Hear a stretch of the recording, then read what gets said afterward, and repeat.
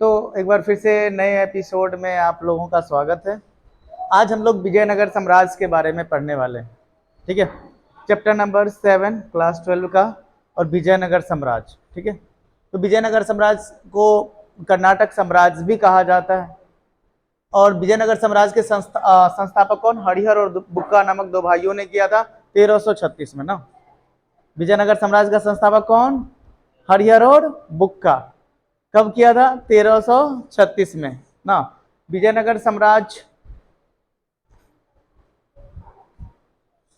की चर्चा करेंगे आज हम लोग। ठीक है, चलिए। तो संस्थापक कौन? स्थापना कब हुई थी? 1336 में हरिहर और बुक्का नामक दो भाइयों ने किया था। विजयनगर में 4 राजवंशों ने शासन किया था। कितने राजवंशों ने? 4 राजवंशों ने शासन किया था, जिसमें पहला वंश था संगम वंश। पहला वंश विजयनगर का संगम वंश, दूसरा था सालुब वंश, तीसरा था तुलुप वंश और चौथा था आरवीडु वंश ना। तो विजयनगर में 4 राजवंशों ने शासन किया था। विजयनगर साम्राज्य में कितने राजवंशों ने शासन किया? 4 राजवंशों ने शासन किया। पहला राजवंश था संगम वंश, दूसरा था सालुब वंश, तीसरा था तुलुप वंश और चौथा था आरवीडु वंश। ठीक है, तो संगम वंश की बात करते हैं तो संगम वंश का संस्थापक हरिहर था, हरिहर राय। ठीक है, संगम वंश का संस्थापक कौन? हरिहर राय। हरिहर राय का भाई था बुक्का राय। उसके बाद हरिहर द्वितीय, देवराय प्रथम, देवराय द्वितीय और मल्लिका अर्जुन और विरूपाक्ष, ये सब संगम वंश के थे। ठीक है, तो चलिए आगे संगम वंश की बात होगी। तो संगम वंश की बात करते हैं तो संगम वंश का शासनकाल जो है 1336 में स्टार्ट होता है और 1485 तक चलता है। संगम वंश कब से कब तक? 1336 से लेकर के 1485 तक। सबसे पहले संगम वंश में आया हरिहर, ये संगम वंश का संस्थापक था। 1336 में राजगद्दी पर बैठा और 1354 ईस्वी तक इन्होंने शासन किया था। 1336 से लेकर 1354 तक इन्होंने शासन किया था। हरिहर जो था वो विजयनगर में संगम वंश का संस्थापक था। संगम वंश इसलिए रखा गया था क्योंकि हरिहर के पिता का नाम संगम था, इसलिए इन्होंने अपने वंश का नाम रखा संगम वंश। ठीक है, तो हरिहर राय का शासनकाल 1336 से 1354, 1336 से 1354। हरिहर के बाद इसका भाई बुक्का शासन किया और बुक्का राय का जो शासन काल है वो 1354 से लेकर 1378 तक, 1354 से लेकर के 1378 तक बुक्का का शासन है। उसका तीसरा शासक की बात करें तो हरिहर द्वितीय, तीसरा शासक हरिहर द्वितीय 1378 में आया और 1406 तक शासन किया। इन्होंने एक उपाधि धारण की थी जिसका नाम था राजा धीराज की उपाधि ना। हरिहर द्वितीय ने एक उपाधि धारण की थी जिसका नाम था राजा धीराज की उपाधि। कौन सी उपाधि? राजा धीराज की उपाधि। उसके बाद चौथा शासक था देवराय द्वितीय, देवराय प्रथम, देवराय प्रथम, जिसका शासनकाल 1406 से 1422 तक है, 1406 से 1422 तक है। इसी देवराय प्रथम के शासनकाल में इटली का एक यात्री जिसका नाम था निकोलो कोंटी, वो विजयनगर की यात्रा पर आया था।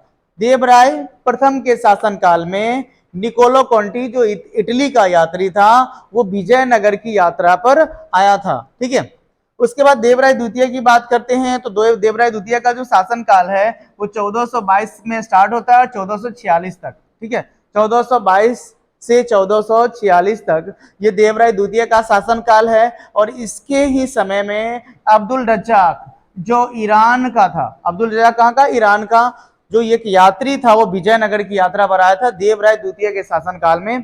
कौन आया था? तो अब्दुल रज्जाक। देवराय द्वितीय के शासनकाल में अब्दुल रज्जाक विजयनगर की यात्रा पर आया था और देवराय प्रथम के शासनकाल में निकोला कोंटी ये भी विजयनगर की यात्रा पर आया था और ये इटली का था। निकोलो कोंटी कहाँ का था? इटली का। और अब्दुल रज्जाक कहाँ का था? ईरान का था। निकोलो कोंटी इटली का और अब्दुल रज्जाक ईरान का था। अगले शासक की तरफ चलते हैं तो मल्लिका अर्जुन और विरूपाक्ष, मल्लिका अर्जुन और विरूपाक्ष जो संगम वंश का अंतिम था, संगम वंश का अंतिम शासक मल्लिका अर्जुन और विरूपाक्ष, जिसका शासनकाल 1446 से लेकर 1485 तक, 1446 से 1446 से लेकर 1485 तक। तो संगम वंश की बात करते हैं तो संगम वंश में 6 शासकों ने शासन किया। संगम वंश का संस्थापक हरिहर था, उसका भाई बुक्का, देवराय हरिहर द्वितीय, देवराय प्रथम, देवराय द्वितीय और मल्लिका अर्जुन और विरूपाक्ष। इसमें 6 शासक हैं। ठीक है, तो आगे चलते हैं हम लोग। आगे है सालुब वंश। ठीक है, संगम वंश पहला वंश था विजयनगर साम्राज्य का। दूसरा वंश है सालुब वंश, जिसका जो शासन काल है 1486 से 1505।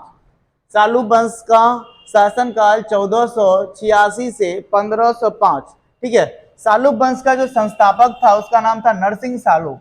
सालुब वंश का संस्थापक कौन था? नरसिंह सालुब था। ठीक है। अगले वंश की तरफ चलेंगे जिसका नाम था तुलुब वंश। ये तीसरा वंश था विजयनगर का। विजयनगर साम्राज्य का तीसरा वंश कौन सा था? तुलुब वंश। इसका जो शासन काल है वो 1505 से 1570 तक। तुलुब वंश का शासन काल 1505 से 1570 तक का। ठीक है। तुलुब वंश का जो संस्थापक था जिसका नाम था वीर नरसिंह। तुलुब वंश का संस्थापक कौन? वीर नरसिंह था। और ये 1505 से लेकर के 1509 तक शासन किया था। ठीक है। तो तुलुब वंश का संस्थापक कौन? वीर नरसिंह। 1505 से लेकर 1509 तक इन्होंने शासन किया। उसके बाद दूसरा शासक था तुलुब वंश का देवराय प्रथम।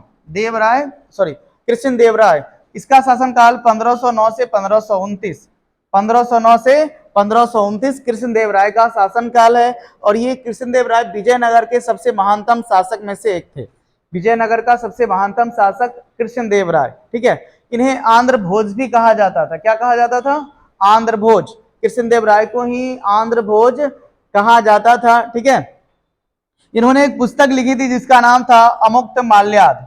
अमुक्त माल्याद नामक इन्होंने एक पुस्तक भी लिखी थी। और दूसरा पुस्तक था जामवंती कल्याणम, जो संस्कृत में लिखी गई थी। जामवंती कल्याणम। 8 विद्वानों का जो एक समूह था वो कृष्ण देव राय के दरबार में ही रहा करता था। 8 विद्वानों का समूह जिसे अष्ट दिग्गज भी कहा जाता था।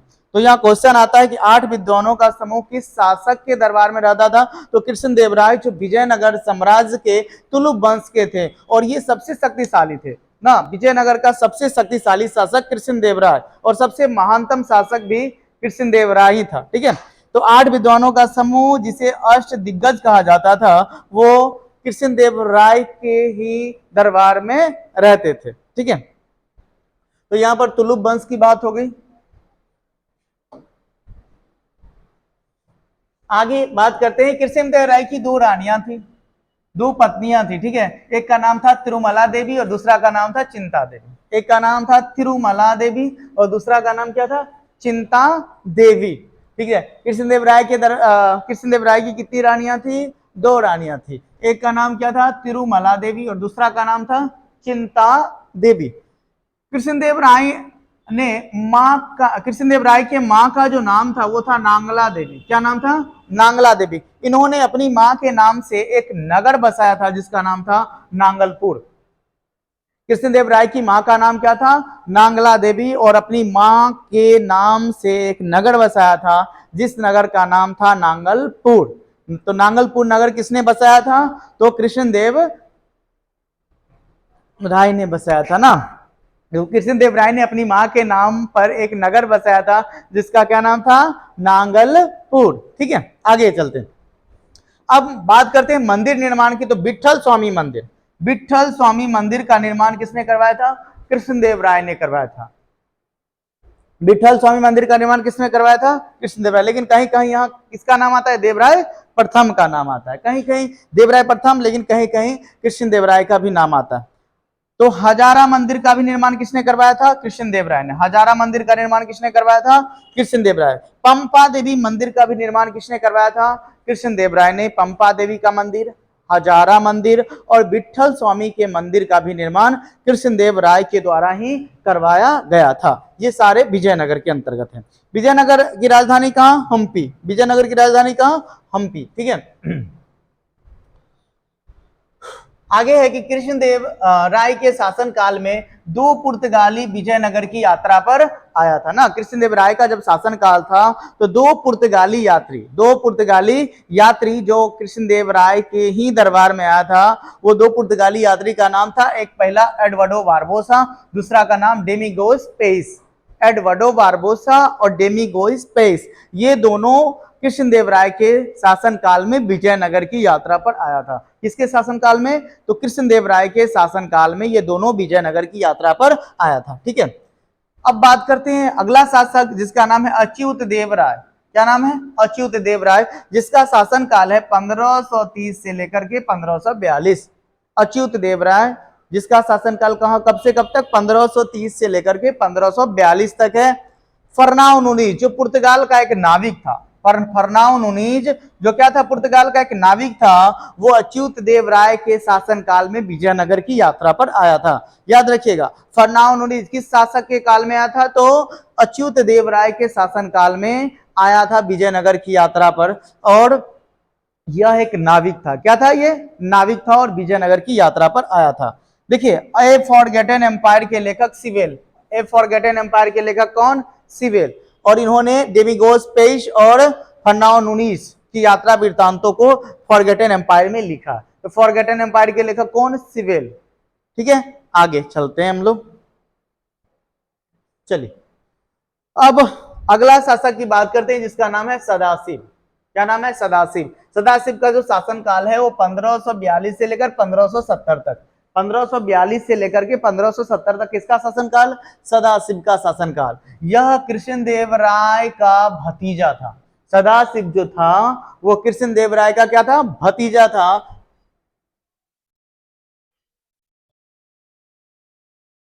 तो सदाशिव कौन था? ये कृष्णदेव राय का भतीजा था। सदाशिव कौन था? कृष्णदेव राय का भतीजा था। सदाशिव का एक प्रधानमंत्री था जिसका नाम क्या था? राम राय। यही सारा कार्य, ये सदाशिव जो था ना, ये नाम का शासक था। सदाशिव कैसा शासक था? मात्र नाम मात्र का शासक था, और सारा कार्यभार कौन देखता था? राम राय, जो सदाशिव का क्या था? प्रधानमंत्री। और अंतिम वंश की हम लोग बात करते हैं जिसका नाम था आरबीडू वंश ना। आरबीडू वंश विजयनगर का अंतिम वंश था। आरबीडू वंश विजयनगर का सबसे अंतिम वंश था। और आरबीडू वंश का जो संस्था, आरबीडू वंश का जो शासन काल है वो 1570 से लेकर के 1615 तक, 1570 से लेकर के 1615 तक। और इसके संस्थापक कौन? तिरुमल। आरबीडू वंश के संस्थापक कौन? तिरुमल। आरबीडू वंश के संस्थापक तिरुमल। और विजयनगर साम्राज्य का जो अंतिम शासक था जिसका नाम था रंग तृतीय। याद रखिएगा, विजयनगर साम्राज्य का अंतिम शासक कौन? रंग तृतीय। विजयनगर साम्राज्य का अंतिम शासक कौन? रंग तृतीय। तालीकोटा का युद्ध कब हुआ था? 1565 में। 1565 में तालीकोटा का युद्ध हुआ था। कब हुआ था? 1565 में। किसका युद्ध?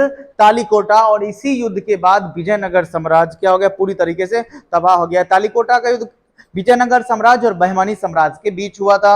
विजयनगर के संस्थापक हरिहर और बुक्का नामक दो भाई थे, जबकि बहमानी साम्राज्य के संस्थापक कौन थे? अलाउद्दीन बहमन शाह। इन्हीं दोनों के बीच 1565 में तालीकोटा का युद्ध, जिसको राक्षस तंगरी का युद्ध भी कहा जाता है और बनहट्टी का युद्ध भी कहा जाता है। और इसी युद्ध के बाद विजयनगर पूरी तरीके से बर्बाद हो गया, पूरी तरीके से समाप्त हो गया। ठीक है, अब फिर अगले एपिसोड में मिलते हैं, विजयनगर का अगला एपिसोड लेकर के। तब तक आज यहीं